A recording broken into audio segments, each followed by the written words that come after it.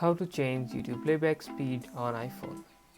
Need to slow down or speed up a YouTube video? Here's how to change the playback speed using the YouTube app on your iPhone. Open the YouTube app and play the video that you want to watch.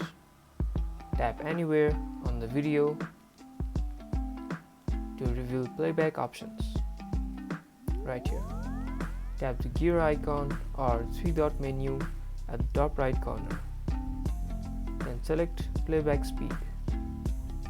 Choose from the options like 0.25x to slow down or 2x to speed up.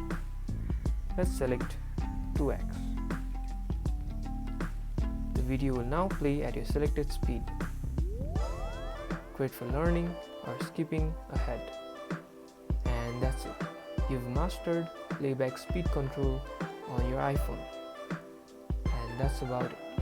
If you guys enjoyed this video or if this video managed to help you, don't forget to smash that like button and subscribe for more videos like this. Thank you guys for watching and see you guys in the next tutorial.